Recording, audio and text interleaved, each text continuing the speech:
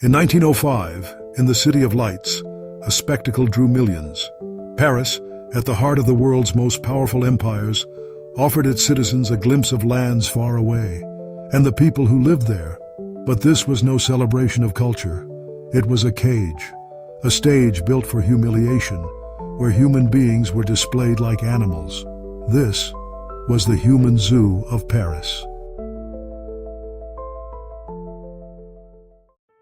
By the turn of the 20th century, France ruled over an empire covering more than 11 million square kilometers, from Senegal to Vietnam, from Algeria to New Caledonia.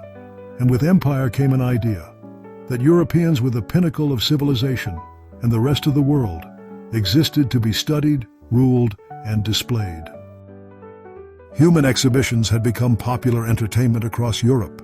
In Paris, Berlin, and London, colonial subjects were brought thousands of miles to perform their everyday lives for curious crowds.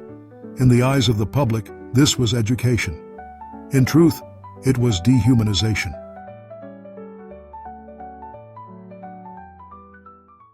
The Jardin d'acclimatation, originally built as a botanical garden and zoo, became the stage for France's grand colonial showcase. For months, it was transformed into a patchwork of villages: Senegalese huts, Annamite markets from Vietnam, Kanak houses from New Caledonia. Men, women, and children from across the empire were brought here.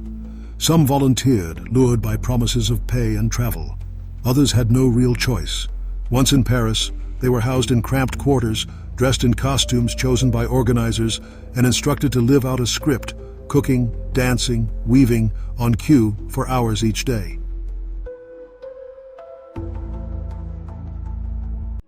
Behind the smiling postcards lay another reality. Participants were watched constantly, with limited freedom to move outside the exhibition grounds. Food was basic, medical care minimal. In winter, some suffered illness from the cold. Their homes in the tropics had not prepared them for Paris's icy winds. For many, this was not just a performance, it was survival under the gaze of thousands. The human zoo was not only entertainment, it was propaganda. Organizers claimed these displays proved the success of the French civilizing mission. Anthropologists measured skulls, photographed bodies, and classified racial types for pseudo-scientific research. The message was clear: the colonies needed French rule.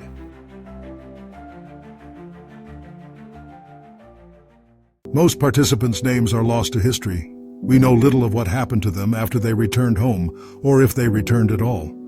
But descendants have spoken of shame, of families who never forgot the humiliation of being displayed as curiosities. The Paris Human Zoo was not the last. Similar exhibitions continued into the 1930s.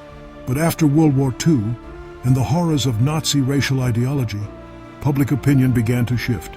Still, the stereotypes these shows reinforced lived on, in films, books, and the attitudes of generations. They came to Paris as living exhibits, but they left a legacy that cannot be caged.